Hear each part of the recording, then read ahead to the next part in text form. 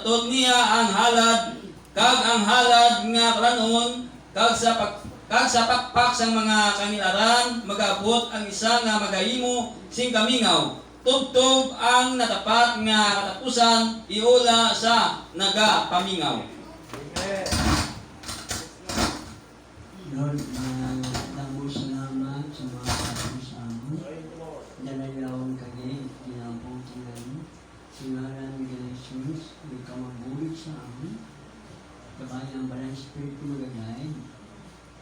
Pag magpatunga sa amin, ayin mo tayo, bagay mo palayo ito siya. Sa iyo na din Jesus na po naman. Amen. Magpungpo. Amen. Ang mensahe na kasi na may kung ang Biblia may mga bersikulo nga nagkakatungan sa dua o tatlo ka panagun. Sa mga bersikulo kung kaisa, binausan isa sa dua o tatlo ka meaning. Tayo nabubuhay sa uling panahon ito. Ating mabalitaan ang mga balita at nakakatakot na mga balita sa ating panahon. Lalo na itong paghalal ng panibagong Papa Pope na isang Amerikano. At ito siya ay hinulaan na rin ng propeta noong 1954 at ngayon nagaganap na. Amen. Ano ang ibig sabihin? Tayo'y nabubuhay sa katuparan ng mga hula. Panahon ngayon ng prophetic na panahon, prophetic age. Amen. Ang ibig sabihin, malapit na ang Panginoon. Sabi na rin sa'yo, kung mayroong pangangaral, kung mayroong pagtuturo, ito'y tumutukoy lahat sa katapusan.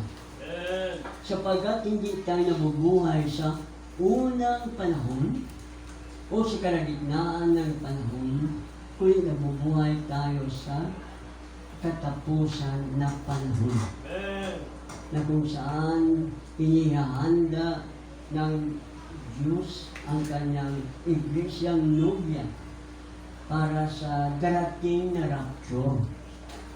Alam natin na may rapture na darating. At iyan ang ating mapalad na pag-asa. At yun din ang ating hinihintay na makapag-aalin sa atin. So, inaalin tayo ng pangako na pag-agaw, rapture. May babasa ko kay Brad Gabriel. When he gets the money all under control, then he'll break this covenant with the Jews, as Daniel said he would do it. In the midst of the last half of the 70 weeks of Daniel, then brother, what will he do? He'll have all of the world trade, commerce, back with the world. He'll hold the wealth of the world completely. Itong Daniel 9, 25. Sinabi nga na mayroong 7 araw na siyang nalabi na tumutumbas sa 7 taon. Tapos natin tinula din siya sa isang week, isang linggo. Nasa kalagitnaan ng natira ng isang linggo, 7 years, ay gagawa ng tipan. Ang Pope siyang gagawa ng tipan sa marami. Anong tipan ang gagawin niya? Kapayapaan. Dahil sa araw na yun, magulo na ang mundo. Magulo sa gera, magulo sa politika, at maraming mga kalamidad, bagyo, at mga lindol na gaganap. At magkagulo tao ngunit ang Pope. Gagawa siya ng tipan sa mga Hudyo. Ang Glory. tipan na gagawin niya ay 7 taon. Saan magsisimula ang 7 taon? Sabi niya, sa katapusan ng kalahati ng 7 taon o tinatawag 7 araw o isang linggo, sa kalagitnaan siya. Ibig sabihin, may 7 taon na natira na ibinukod sa bayan ng Israel, ibinukod yun. Ngunit, ang 3 taon at kalahati ay ginamit na ni Kristo. Ngayon, ang Diyos na pahayag sa laman sa unang pagdating niya, ang kanyang gawain ay isang propeta. Ang kasunod niyang gawain ay handog siya sa krus.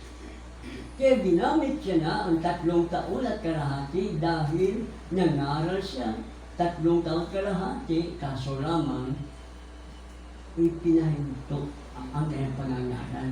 Dahil hanggang doon lang ang prophecy. Amen. At ang kasunod doon, pinatay siya sa krus para maging handog. Nang maging handog siya, nahinto ang tipan ng Diyos sa Israel. Kasi itong 7 taon na tipan, para lang ito sa Israel. Hindi kasali ang mga Hindi. Kaya, itong unang 3 taon at kalahati na ipinangaral ni Kristo, yun ang kaganapan ng kalahati ng 7 taon. Tapos, ano nangyari?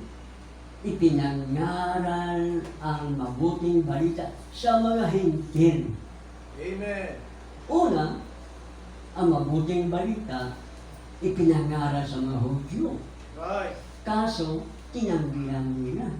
Kaya nga si Kristo, pinatay nila. Pero hindi nila alam para ano yun, para maganap ang paghandog kay Kristo. Na mamatay ang ating Panginoon Jesus, doon inihinto niya ang kanyang dilim sa mga Hudyo. Doon pumasok ang panahon ng mga hintil, na ang hintil na ito ay may 7 kapanahonan ng Iglesia. At Yes. ang ating panahon ay ang huling kapanahonan ng mga hintil na magtatapos sa rapture. So, rapture, malapit nang darating. Dahil malapit nang matapos ang ating panahon. At sa panahon ito, may bagong inihalal na Pope. Bago, Amerikano pa naman. Na ayon sa propesya noong 1954, itong bagong Pope na tinutukoy, isang Amerikano.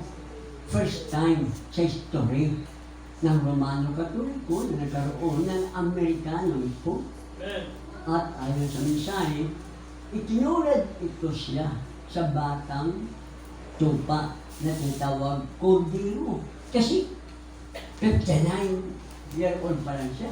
Siyang pinakabata na Pope na inihalal sa history ng Romano Katoliko, 59.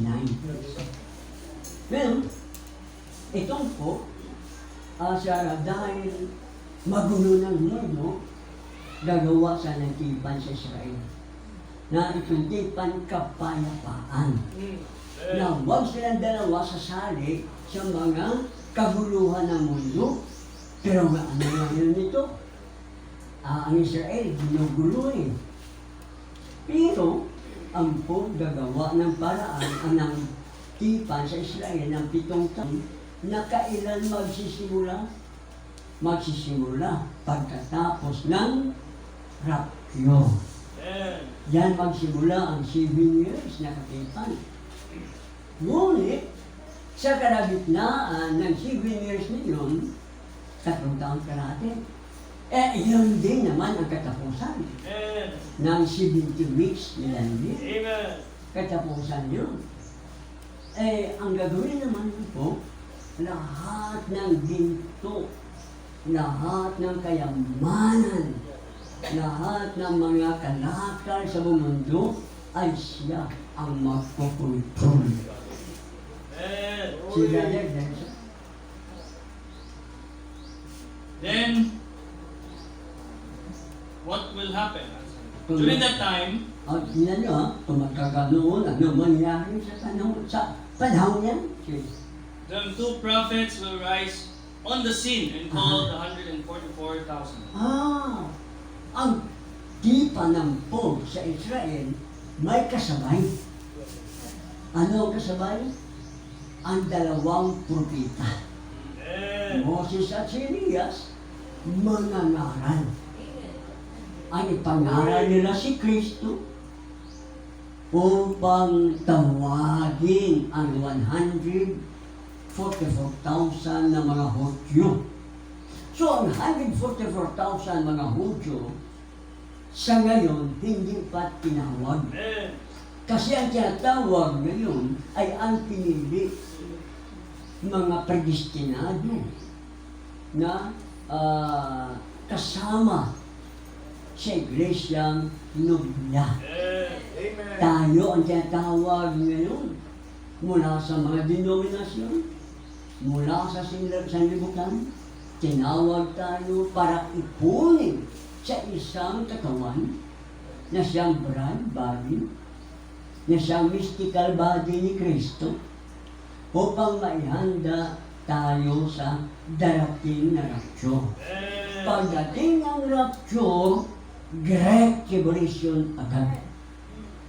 Glory. Sa panahon yun, walang ulan, 3 taon kalahati, maraming pistig ang darating. Anong siya sabi, brother? Bago natin tuloy yan, basahin ang Revelation, Kapitulo 6, Revelation Kapitulo 6, magsimula sa 9.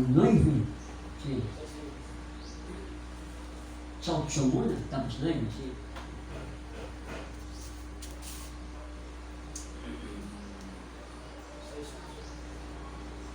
Kag nakita ko, nagyari ka doon ang kabayo nga maluspad. Kag ang nagasakay sa sini, giningalanan kamatayon. Kag ang hadis nagasunod sa iya. Kag ginhatagan sila sing pagbulutan sa ikapat nga bahin sa guta, sa pagpamatay sa espada, kag sa tibulutom, kag sa kamatay, kag paagi sa mga sapat nga mapintas sa guta. Okay. Kaya lang ito darating, ngayon na. Pero, Glory. ang terrible na kaganapan nito ay isang laking kapigatilan. Magkaroon ng kapangyarihan ang nakasakay sa maputla na kabayo. Ano maputla at kabayo? Iglesia. Nawala ng kabuhay-buhay. Na ang impyerno ay nakasunod sa nakasakay sa kabayo na maluspad, maputla. Yun ang kamatayan. Na ang mangyayari na ang si Satanas mismo ay papasok sa katawan ng Pope. Katulad kay Judas, na pumasok si Satanas kay Judas at ginawa niya ang kanyang gawain para ipapatay ang Panginoon. Ganoon din ang gagawin dito na ito ang magkukontrol sa buong mundo. At ang hindi susunod sa kanila, ipapatay sa gutom, mamamatay sa gutom. Paano? Dumadaming tao, mga kalamidad. At ano nangyayari sa mapagkain sa tao? Gutom. Ganyan ang mangyayari sa ngayon, espiritual pa lang na gutom. Kasi magdako na mundo, talagang gutom. Pero pagdating ng rapture, malaking kapigatian na ang mangyayari diyan sa pilitan na itong nakasakay na siyang si kamatayan, pipilitin niya ang lahat ng tao na magkaroon ng tatakan sa kanilang loob at sa kanilang kanang kamay. Dahil gusto niya sumambang lahat sa kanya. Ang pagsamba sa kanya ay katulad ng pagsamba sa Pope. Na kailangan kilalanin siya bilang siya ang hari sa buong mundo. Itong Revelation 12, basahin na Revelation 12, magsimula sa 16 hanggang sa 17. Habang ang duta nagtabang sa babae. Ang babae, Israel. Ang duta, Amerika. Kagin buka sang duta ang iya baba, kagin tudon ang suba nga ginbuga sa tagon.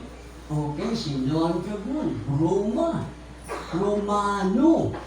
Siya ang ginamit ni Satanas na siya ang pinakadagon. At ang Romanismo, yun ang kanyang gagamitin para ipatianod, hindi patianod, ipapatay siya. Ipapatay sila. At ipapatay sila sa pamamagitan ng malaking kapigatian na ang mga iglesia na maiiwan sa rapture, sila ay mapagtagumpayan ng Pope. Ipapatay sila. Nung tumulong ang Amerika, barin sila na lahat maumos. Dahil nga, tumulong ang Amerika, anong nangyari brother? Let's mo brother.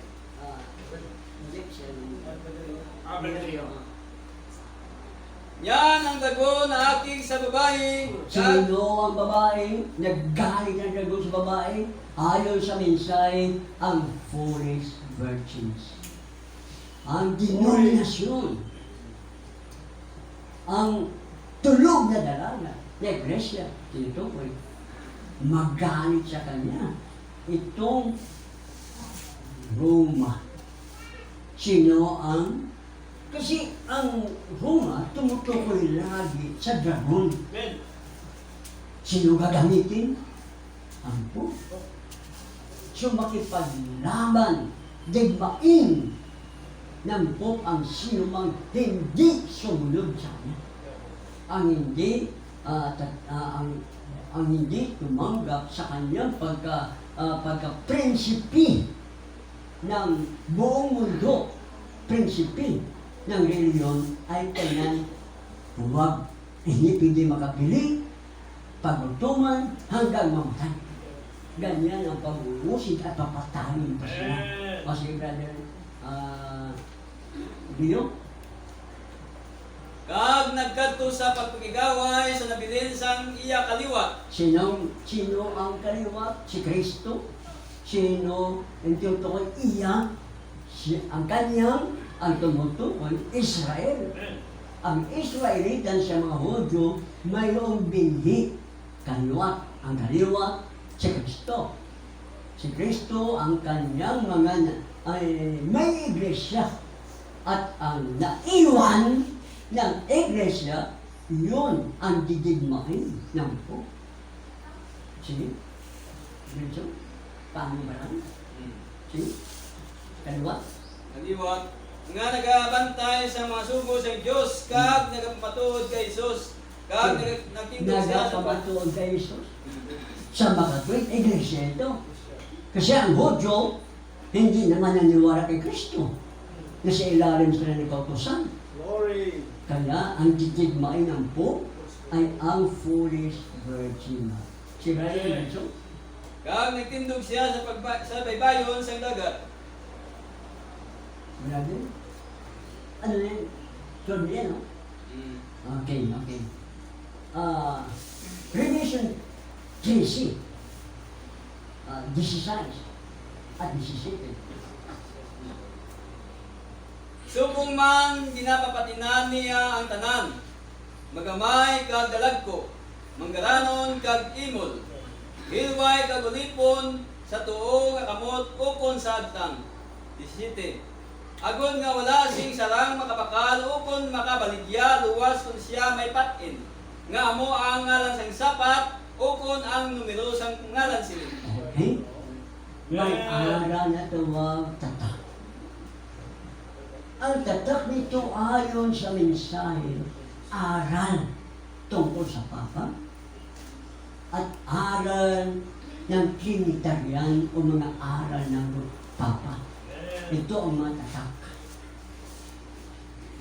Ang aral naman ng mga denominasyon, panliligaw, dinadaya ang mga tao. Nang tatak daw, microchip na ilalagay sa loob.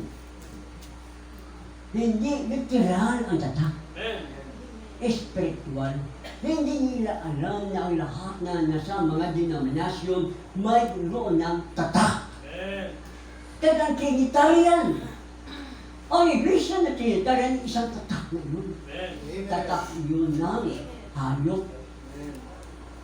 Kaya itong bagong Pope at ang kabuuan ng mga Pope ang tawagan, hayop din yan. Tapos sabing hayop, hindi animal, kundi kapangyarihan. Amen. Si Brother Gabriel, Glory. The mark of the beast. marka ng hayop pala yun. Si, Revelation 13. oh, Because he holds all the commerce, trade, and everything of the world, kita mo, hawak ng po.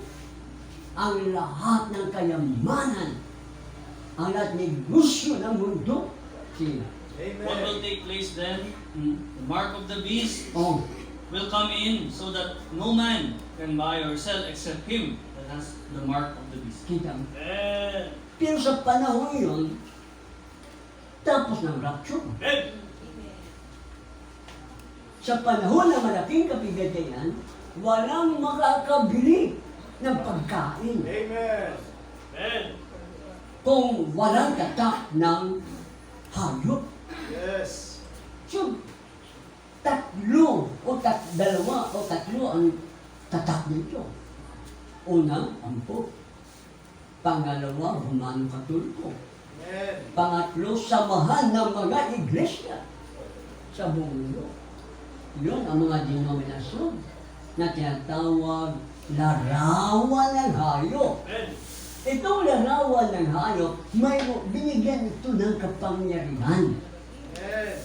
upang ipatupad ang kanyang kapangyarihan. Yes. Brother, basa ang Revelation 15, 14. See.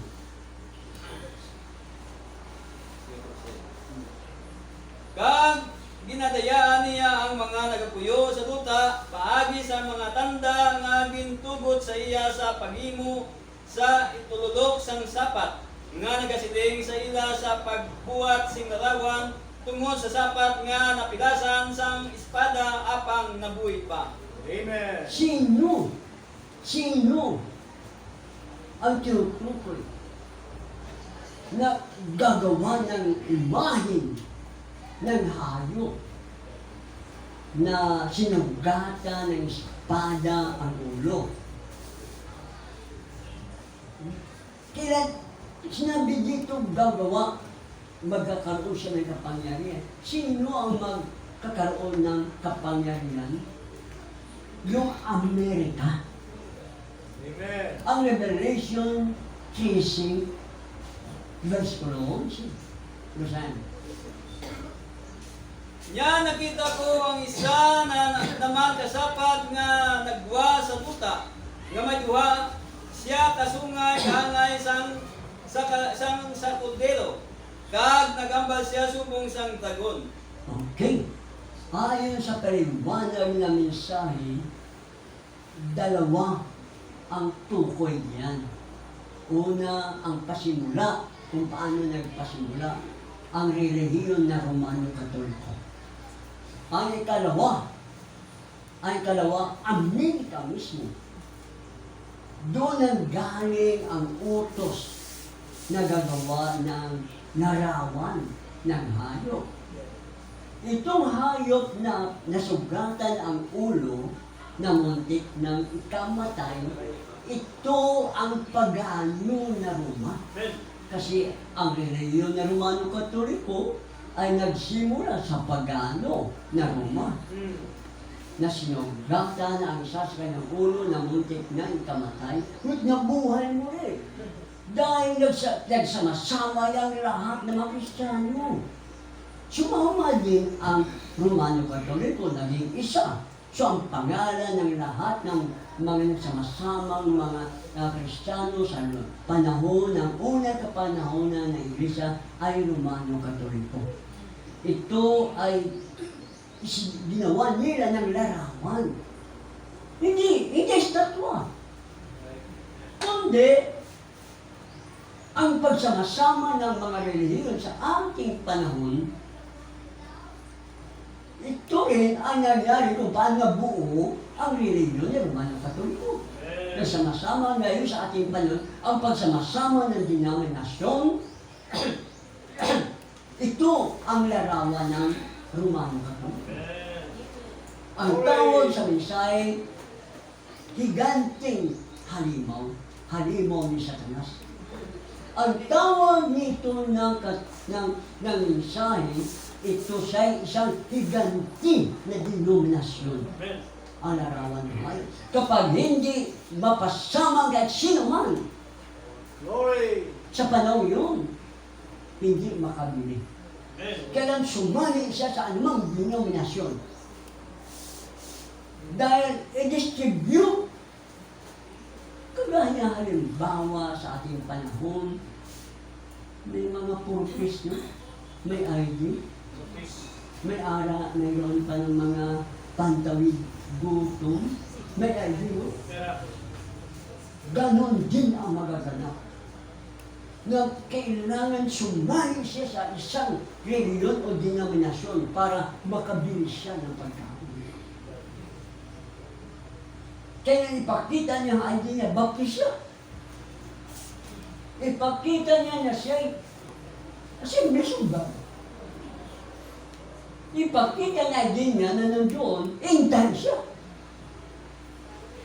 Kung hindi siya magkabili. Iyon ang pagkakaroon ng card, iyon ang patunay na siya may tatak na ng halimaw. Pero ang tunay na bride, wala na. Nilapchog na. Brother Gab, tuloy mo. Ha? Okay. Ang 7 taon na tipan, 3 taon at kalahati lang. Tapos agad. Bakit? Nakuha na ng po ang ginto at ang kayamanan ng Hudyo. So siya lang kumukontrol ng lahat. Ang Pope na ang kumukontrol sa lahat ng kayaman dito ng buong mundo. Amen. Kaya nga nakaraan sinabi, ang pirang 1,500, 100 na papel, hindi na yun magagamit. Dahil ang gawing pananalapi, ginto na kagaya sa panahon ng mga Israelita. Ginto noon sa lumanggitan. Ngayon, pera na may halong ginto lang. Pero pagdating ng malaking kapigatian, talagang tunay na ginto na ang pambili. O, sige, Brother Dam. Next. Amen. Election. Ah. The Bible said that the base upon the earth, that's the denominational Antichrist. Ano ang hayop sa lupa? Denominasyon. Anong tawag sa kanila?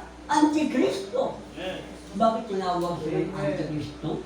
Ang sinuman na mayroon ang iglesia ay naging denominasyon, organisado. Ano yun? Denominasyon yun. Kaya dito, sa iglesia nobya, bawal ang organisasyon. Yeah. Wala tayong church doctrine. Yeah. Wala tayong membership. Amen. Dito, fellowship. Kaya nga, tinawag na ang denominasyon, espiritu ng Antikristo, yun. Si brother, Amen. dito, Forming the beast at Rome. kita mo, paano nagsimula ang hayop sa Roma? Anong tinutukoy niya? Religiyon ni Romano Katoliko.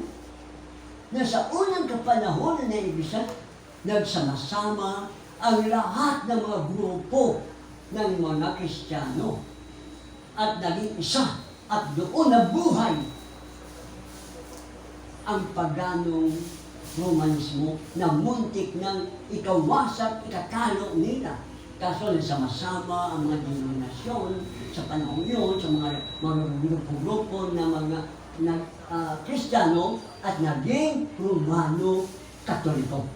Yeah. Glory. Which was the first denomination. Ano ang first denomination? Romano Katoliko. Saan nagsimula? Fellowship! Iba't ibang grupo. Kristiyano fellowship dito, fellowship doon. Bandang muli, naging isang Romano Katoliko na denominasyon. Kaya, delikado itong mga fellowship na ito. Yeah. Fellowship sa iba't ibang uri ng doktrina. Iba't ibang fellowship sa iba't ibang uri ng aral. Diyan nagsimula eh. Sabi nga, ito'y kakit-akit na fellowship. Kasi bandang uli, naging religion pala. Kaya mga fellowship ngayon, ito'y patungo na sa pag-isa ng lahat ng denominasyon na maging larawan ng hayop. Yeah. And this World Council of Churches forms an image unto the beast. Kita mo, itong pang-buong mundo na konsiho ng mga iglesia, ito mismo sila ang pipilit na magkaroon ng isang malaking denominasyon. Yun ang higanting denominasyon na tinatawag halimaw ni Satanas. Yun ang larawan ng hayop. Just exactly what we just put in the book the other day. Notice it forms the Antichrist. Kita mo, ano pa ito? Antikristo ito. Okay. The Bible said all those names were not written on the Lamb's Book of Life. When? At the revival slain before the foundation of the world. Dali lang. Kalaruin natin ito. Ng lahat ng mga nakatira sa mundo, sa lupa na hindi ikasulat ang pangalan sa aklat ng buhay ng Kordero, kailan sinulat? Kailan kaparenthesis siya, brother? Oh. Hindi sa panahon ng revival. Ang revival kasama sa sinabi. Pero iyon ay ginawa lamang na comment na kita mo yung kaparenthesis. Ibig sabihin, hindi yun ang punto. Ang punto dito. Your name was put on there. This Antichrist will deceive you. Kapag hindi siya Kapag ang tao ang pangalan hindi nakasulat sa aklat ng buwan ng Kordero, dadayain siya ng Antikristo. Amen. Manda. See, Matthew 24:24 says, Antichrist would be so close, like the real thing in the last days, it would deceive the very elected or predestinated. kita mo, pag hindi siya pinili o itinalaga, siya'y dadayain ng Antikristo. Dalawa ang mali na iglesia at ang tamang iglesia, halos magkadikit. Amen. Sasabihin ng tao, kunting diferensya. Sabihin, tatlong diferensya lang. Baliwala na yun sa Diyos. Isa lang ang mali. Yes. Para sa Diyos, wala na yun. Nadala na ng Antikristo. Mag-ingat kayo kahit sa intan. May nagtuturo na si Jesus dumating na ng 1962. Mag-ingat kayo, espiritu ng Antikristo, yun. At sinabi na hindi na kailangan mangaral. Dahil wala ng biyaya. Antikristo yun. Na si Kristo daw naging Diyos lang sa ilog ng Jordan. Antikristo yun. Anong klaseng Diyos na nagsimula lang sa ilog ng Jordan? Ang Diyos ay isang Diyos, wala pang mundo. Kaya eternal siya. Kaya ang lahat na sabi-sabi lang at interpretasyon ng mga sinumang tao, iyon ay Antikristo na aral. See, brother? Glory. Election and predestination is the same thing. Oo. God Pag sinabi mo eleksyon, pag sinabi mo predestination, isang bagay lang tinutukoy. See? God elected you or predestinated you before the foundation of the world. Wala pang mundo, itinalaga ka na. Pinili ka na, wala pang mundo. Hindi ka pa ipinanganak. Wala ka pa dito. Itinalaga ka. Pinili ka. Predestinado ka. Kaya, nandito kayo. Tinawag ka lang sa akin. Nang marinig mo ang mensahe, tinanggap mo. Bakit? Dahil itinalaga ka para sa mensahe ito. Sabi na mensahe, ang original na word na ginamit sa Genesis 1:1 na sa pasimula, ginawa ng Diyos, nilikha ng Diyos ng langit at lupa. Sabi, hindi Diyos ang nakalagay dyan, kundi Elohim. Pag sinabi mo Diyos, object of worship. Pero pag sinabi Elohim, wala pang lahat, nandiyan na ang Diyos sa kalagayan ng Espiritu. Puno ng karunungan, puno siya ng kaalaman, nag-iisa lang siya, Elohim tawag sa kanya. Si brother, kaya alam niya, dahil siya puno ng kaalaman at karunungan, alam niya ang lahat, alam niya na ikaw ay tatanggap kay tinawag ka at pinaupo ka diyan. See, They will deceive all those names who were not predestinated on the book of life. sige. Oh, next. Training. Get in there. And then yun na lang yan. Sige, dali na lang. Pero sige, subukin natin yan. Bro. Sige, gawin mo. Then training in your own groups. Get training. Pag sinabing training, allergy nito. Allergic ang tao ang maintang dito. Para sa kanila, pag nakarinig ng training, denominasyon yan. Ang Antikristo yan. Ito ay ipinahayag ng ikapitong mensahero sa ating panahon kung ano ang gagawin ng mga elders. Basahin. Other ministers, men that you see that has a calling in your life. Other ministers. Pati ministro, kailangan matraining siya. Sino pa? Mga tao na nakita mo na mayroon siyang kunin para mangaral. Si brother.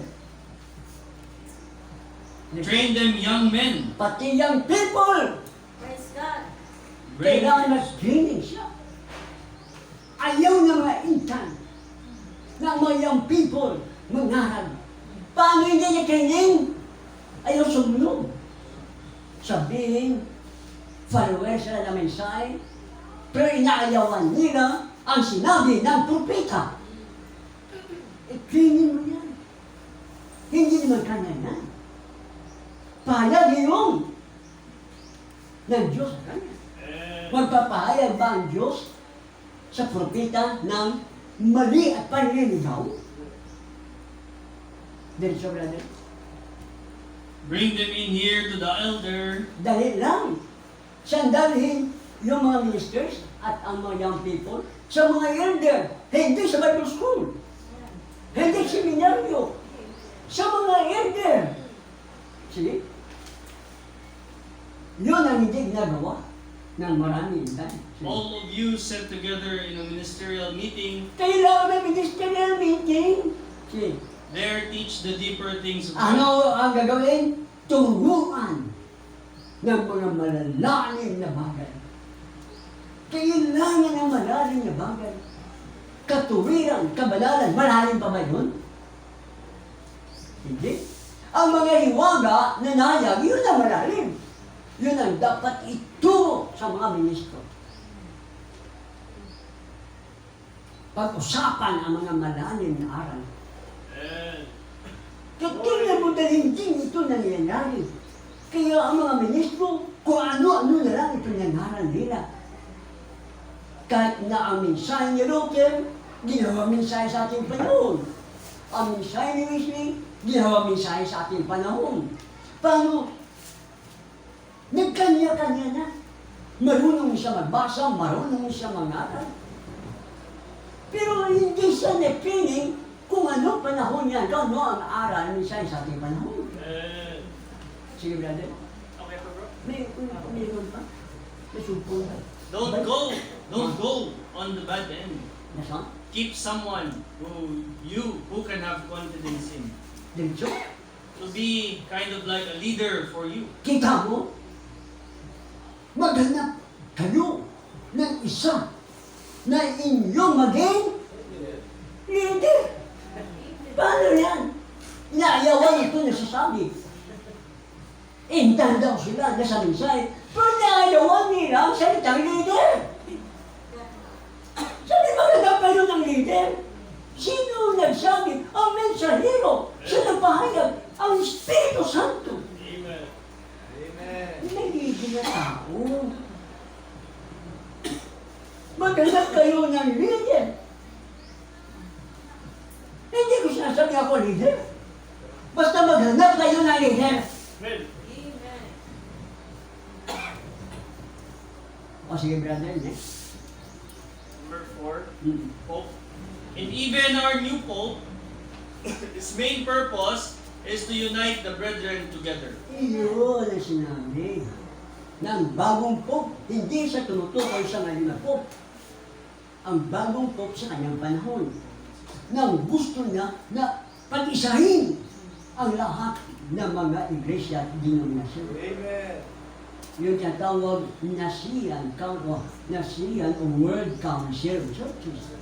Magandang plano, pag-isahin ang lahat ng reliyon. Ano yun? Yun ang larawan ng hayop. To the natural eye, it is the thing to do. Sa tingin ng tao, yun ang magandang gawin. Tingin lang yun. Nagpilusap, nagkakaisa, walang away, walang debatihan, walang kanya-kanya. Lahat ng reliyon kailangan magkaisa. Pag-isahin niya. Sige. But in the eyes of God, it is contrary to the Holy Spirit. Kita mo, Praise God. dito tayo kung anong napahayag. Ang pag-isa laban sa banal na Espiritu. Dahil ang gusto ng banal na Espiritu, lumabas kayo sa kanila. Bumukod kayo. huwag kayong humipo ng mali na aral. Sa kanila, gusto na po pag-isahin naman.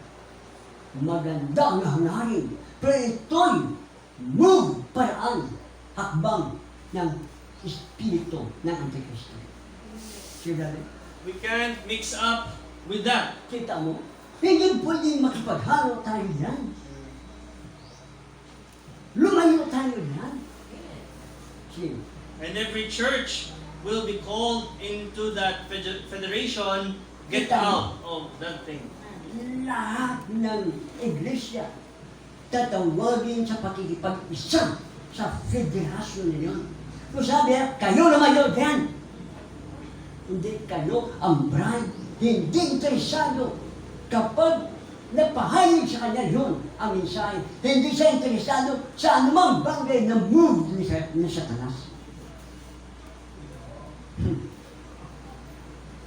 May fellowship dito, fellowship doon, good. Pero kailangan ang tunay na fellowship sa buong salita ng Diyos. Amen. Si brother, Glory. ano? Pagan Rome. No. Now remember, it was imperial pagan Rome. Ano ito? Ang imperial pag-anong Roman tinutukoy niya. Sige? That fell by the sword. Na ito'y sinuratan siya. Ang ulo sinuratan ng espada. Sige? But she was healed over that stroke when she joined to the nominal Christian Church of Rome. Iyon ang sinabi kanina. Nasuratan, mutik na ikinamatay, pero ang Romano, Katolikong Romano reliyon, punti na sila, nagsama-sama sila. Naging isang malaking reliyon, Romano Katoliko. Sino tinutukoy yan, Brother Leo? Revelation 13, 1 hanggang 3. Sino? Glory. Kag nakita ko ang isapat nga nagatakas gikan sa dagat, nga may napulo ka sungay kag pito ka ulo. Nga sa iya mga sungay may napulo ka diadema, kag sa iya mga ulo may ngalan sang pasipala. 2. Kag ang sapat nga ako nakita kaangay sang liupagdo. Ang iya mga tiil subong sang iya sang uso. Kag ang iya baba subong sang baba sang leon. Kag ginhatag sa iya sang dagon ang iya gahom kag ang iya tuno kag dakong pagbutan. Please. Ang isa sang iya mga ulo daw na pinasan ngay kamatay. Apang ang iya pinas ngay kamatay nag-ayo. Kag ang bugos nga duta nagsunod nga may katingala sa sapat. Dali lang. Sino ang tinutukoy yun? Galing sa dagat. Pero ang kanyang description, dragon. Na ang leon, ngipin niya, kagaya sa ngipin, yun. Ang uong kapaya, kagaya sa uso. Ang ibig sabihin, ang apat na hayop na ito ay pinagsama-sama sa isang reliyon na Romano Katoliko. Dragon. Glory. At sabi ng nasugatan sana yun. Ang sasaunod, parang kamatay. Ano yun? Imperial na pagano na Roma. Pero naging reliyon siya. Nag-isang mga Kristiyanong grupo-grupo sa kanyang panahon. Kaya nabuhay siya muli ang Romano Katoliko. Ito ang sinasabi ng mensahe. Isang bersikulo na nagagamit sa 2 o 3 na kaganapan ng propesya. Sige. Ang akala, ang salita ng tao, dual statement ni Branham. Ang sinasabi ba, mali ang statement. Hindi, ayon sa mensahe paliwanag, isang bersikulo may 3 paliwanag. Iba 2. Kasi brother. Oh. And incorporated paganism and Christianity, Kita mo, ang paganismo at ang Kristyanismo pinag-isa. thereby became the Holy Roman Empire, Aking tamo, sige nito. which was to endure until Jesus came and destroyed her. Ano ito? Roman Empire. Na sa panahon na darating si Kristo, itong imperyo ng Roma, magpapatuloy sa pamamagitan ng Romano Katoliko, may pagdating sa malaking kapigatian ay siya isang malupit na iglesia. Ipapatay niya ang mga maiiwan. Malapit na ito darating. Glory. Ang paglandiyan na ho, ang pagsama-sama ng mga ninyo nandiyan na. Kaso ngayon hindi pa sa pilitan. Pagdating ng rapture sa pilitan na. Kapag hindi siya makabilis. Papatayin sa kagutom. Pero ang bride, rapture na.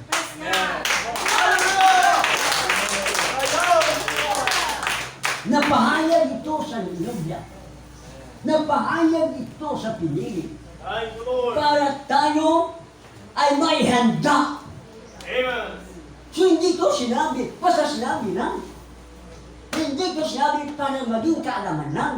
Ito'y sinabi upang maihanda tayo sa darating na rapture. Amen. Malapit na ang kailangan maging matapat tayo, masigasig tayo dahil malapit na ang rapture. Malapit na din ang malaking kapigatian. Tumayo ang bagus. Hallelujah. Hallelujah. Amen. Lord, ngayon hindi na nakita. Ang nakita lang nila ng mapakumabat, mabait ang Pope nito. Pero ang kanyang gagawin hakbang ay hakbang at gagawin ang plano ni Satanas. Na pag-isahin ang lahat. Pero ang pag-isa, lahat sila may tatag ng hayop.